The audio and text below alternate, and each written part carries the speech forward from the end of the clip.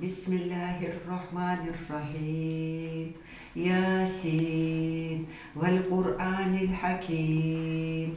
Изучить священный для всех мусульман Коран Марем Батырова хотела давно. Знала несколько сур наизусть, однако, будучи незрячей, освоить чтение и письмо казалось невозможным. Все изменилось благодаря курсам. Они открылись здесь, в Центре для незрячих, год назад. За это время женщина освоила шрифт Брайля и выучила немало сур из священной книги. Поначалу, конечно, было трудновато, но сур уже арабским словам, буквам ты же уже хамухоя айфадеш.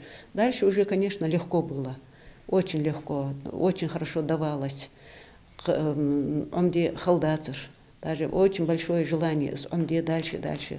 Коран более года вместе с остальными изучает и Анжела Миржоева. Из-за невозможности видеть возникало немало сложностей в самостоятельном обучении, но эти курсы для женщин придали девушке уверенности в себе. Суры она учит на слух. После того, как я начала учить эти суры, все это, да, я даже чувствую себя на маленький шажочек ближе к Всевышнему. Занятия для мужской и женской группы проводятся раз в неделю. Курсы проходят больше 20 женщин. У нас 3 категории учениц. Это слабовидящие, зрячие и незрячие. Занятия наши проходят раз в неделю, в выходной день у нас обычно, потому что у нас есть девочки, которые ходят в школу, школьницы точнее, и поэтому мы как-то подбили график именно, чтобы было удобно всем, чтобы никто не мог пропустить. Инициатор проведения курсов Ислам Костоев. Мужчина потерял зрение больше 30 лет назад, но это не пошатнуло его желание изучать Коран. Чтению священной книги он научился в Центре для незрячих в Казани. Получив сертификат, открыл свой в регионе 8 лет назад.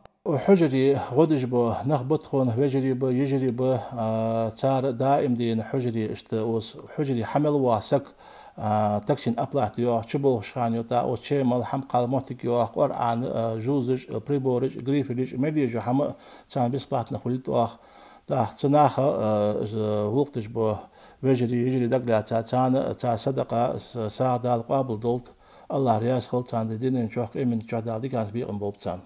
Изучить священную книгу задача не из легких, поэтому учениц поощрили за их усердие и вручили им подарки.